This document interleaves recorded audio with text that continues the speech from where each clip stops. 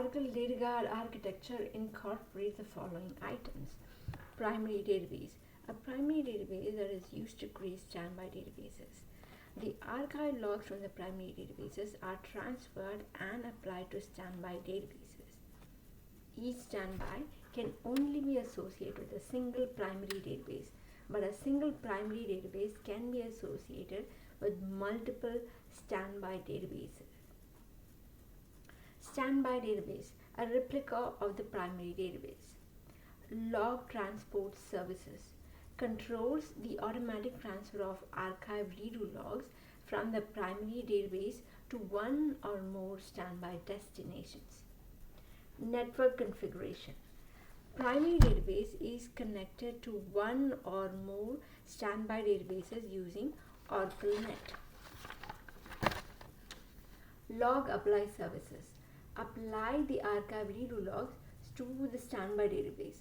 The managed recovery process actually does the work of maintaining and applying archived redo logs.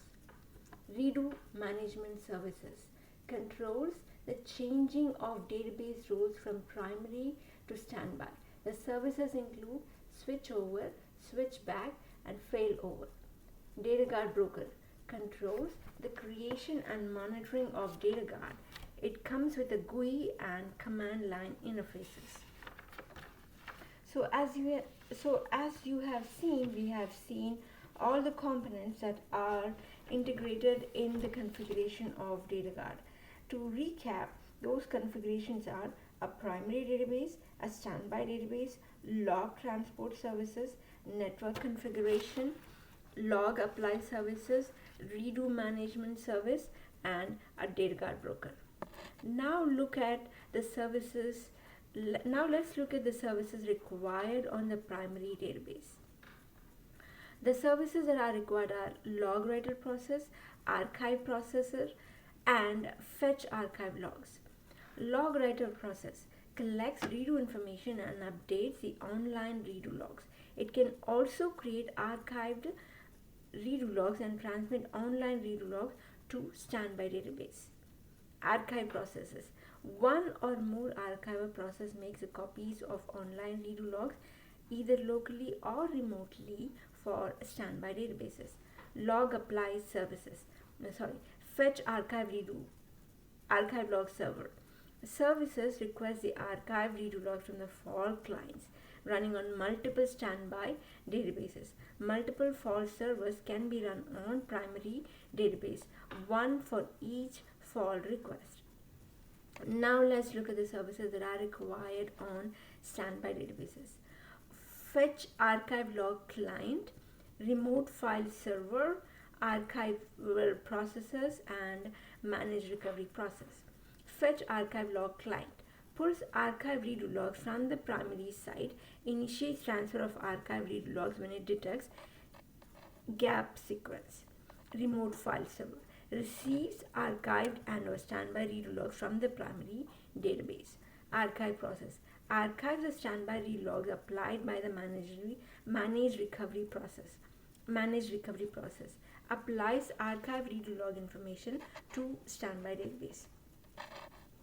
Database synchronization options.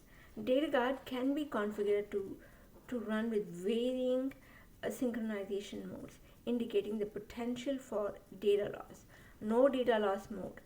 This simply means that the log transport services will not acknowledge modification to the primary database until they are available to the standby database. This doesn't mean that the modifications have been applied to the standby database, merely that the log information is available to the log apply services should failover occur. This mode is implemented using standby redo logs on the standby server. No data divergence mode. This is an extension of no data loss mode whereby modifications to the primary database are prevented if connectivity between the primary and at least one standby database is unavailable. A minimal data loss mode. When the performance requirements of the primary database are the top priority, this mode provides optimum balance of data protection and performance. Set up no data divergence mode. To set up no data divergence, the most extreme level of data protection, then do the following. Set up primary database.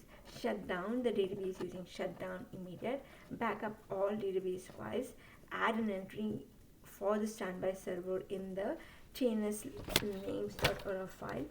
Assuming a database is already in archive log mode, one of the archive destination will be set, and add the other entries like control files compatible, log archive start, log archive dest1, log archive dest2, log archive dest state1, log archive dest state2, log archive format, and remote archive enable. These are some of the parameters that need to be set. The log writer sync affirm keyword indicates that the log writer should synchronously write updates to online redo logs to this location and wait for confirmation of the write before proceeding. The remote side will process and archive these standby redo logs to keep the databases synchronized. This whole process can impact performance greatly but provides maximum data security. Set up standby database. Copy the production backup files to standby server. Copy standby control files to the standby server. Alter the control files and archive parameters of the init.aura files. Services, control files compatible, log archive start, log namespace, false server, false client, db file name convert, log file name convert, standby archive dest, log archive dest1, log archive trace, log archive format, standby file management, remote archives enable. Add the following entries in the listener.aura file. This file should resemble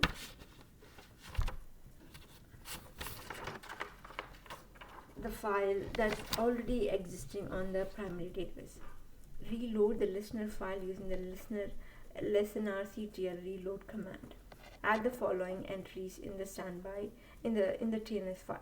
Create standby redo logs on the standby database to receive online redo information from the log writer on the primary database. The minimum number of groups required is an exact match number and size of the primary database, but performance may be increased by adding more standby logs. Standby management, manage recovery. Start manage standby recovery. During managed recovery, this transfer of archive logs is controlled by the servers without user intervention. Copy all archive logs from the primary to the standby server. This is the only time you should need to do this manually. From SQL Plus, connect to the sys startup no mount p file, alter database mount standby database, and run the command recover manage standby database disconnect from session. This is a command that is used to start the MRP process. Protect primary database. Now that the DataGuard is configured and running, the primary database can be prevented from applying updates unless the update has been sent to at least one standby location. Connect to the primary database and execute the following command. Alter database set standby database protected. Cancel manage standby recovery. To stop manage standby recovery, do the following. Run the command connect to the database using sys and run the command alter database set standby database unprotected. Cancel recovery. Connect sys password and recover manage standby database. Cancel. Alter database open read only. Okay, the database can subsequently be switched back to recovery mode as follows. Connect as sys, shut down, startup no mount, alter database, mount standby database, and then recover manage standby database disconnect from session, and then run the protected command. Alter database set standby database protected. Okay, activating a standby database. If the primary database is not available, the standby database can be activated as a primary database using the following command. Statements. Recover manage standby database, cancel. Alter database activate standby database. Since the standby database is now a primary database, it should be backed up immediately. The previous primary database can then be configured as standby.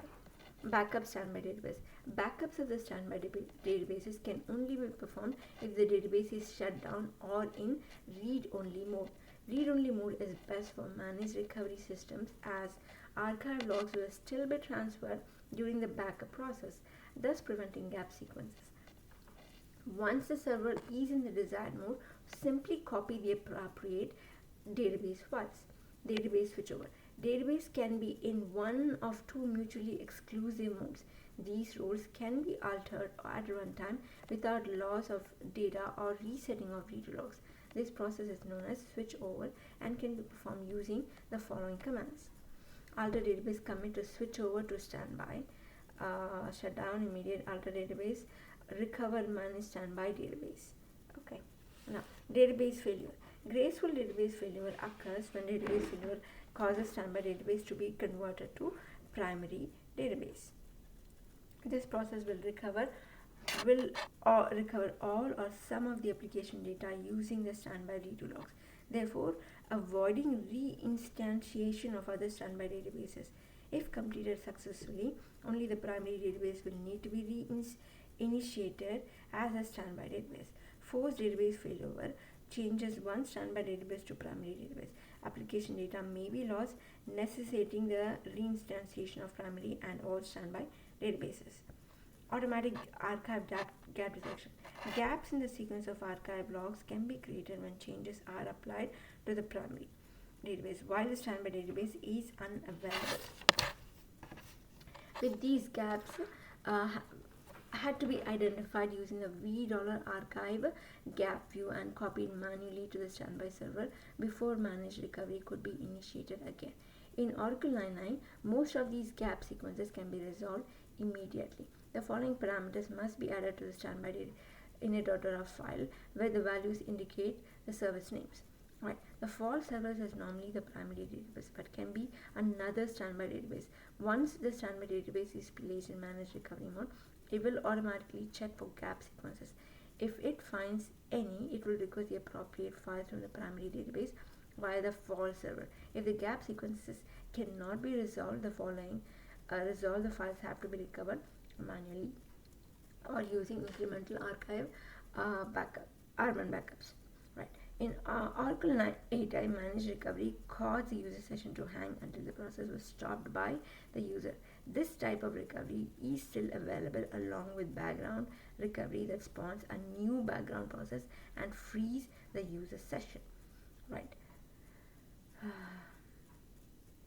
Alter database recover manage standby database. Alter database recover manage standby database. Disconnect from session. Delayed redo application. Application of the archive read logs to the standby database can be delayed using the delay keyword. If the rogue statement significantly damages a primary database, the DBA can choose to switch to the standby database, which will be in a state prior to this action. Alter database recover manage standby database delay 30. Alter database recover manage standby database no delay. Thank you for listening.